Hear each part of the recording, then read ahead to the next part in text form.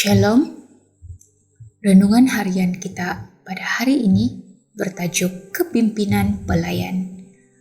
Ayat Alkitab terdapat dalam Matius 23 ayat 11, orang yang terbesar antaramu haruslah menjadi pelayanmu.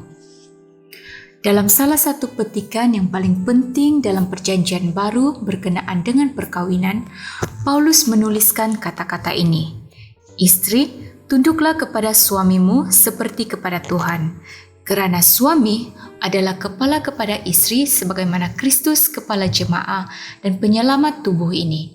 Oleh itu, sebagaimana jemaah tunduk kepada Kristus, begitulah juga istri terhadap suaminya dalam segala hal." Efesus 5 ayat 22 hingga 24.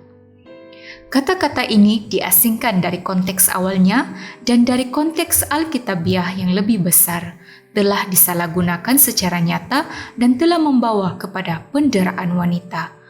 Kata-kata ini telah digunakan untuk mewakili apa yang Paulus dan Tuhan ingin katakan mengenai hubungan seorang wanita terhadap suaminya dengan cara yang salah, menegaskan bahwa istri harus menjadi tidak lebih daripada seorang hamba, seperti tunggul dan sebagai seorang pelayan siap untuk memenuhi setiap kehendak, keinginan, dan perintah suaminya.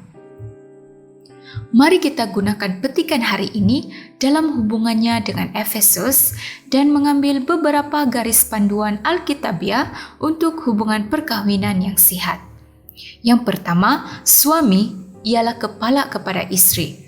Walaupun sesetengah orang memandang ini seperti seorang lelaki memegang kedudukan yang lebih tinggi daripada istrinya, Paulus menerangkan ia sebagai sebuah hubungan yang saling tunduk dan saling bergantung.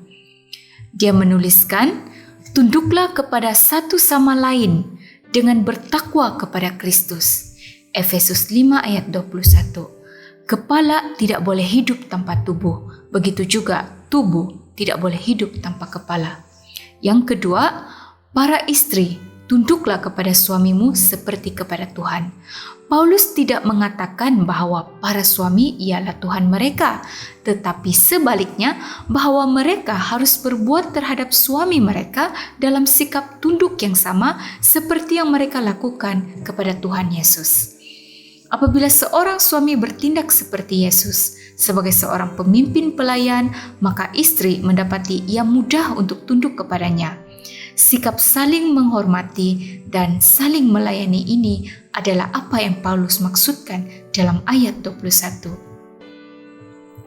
Kata-kata Paulus dalam Efesus 5 ayat 22 hingga 24 tidak seharusnya dalam apapun cara memberikan para lelaki alasan untuk menganiaya istri mereka atau untuk menuntut penurutan yang tegas dari mereka.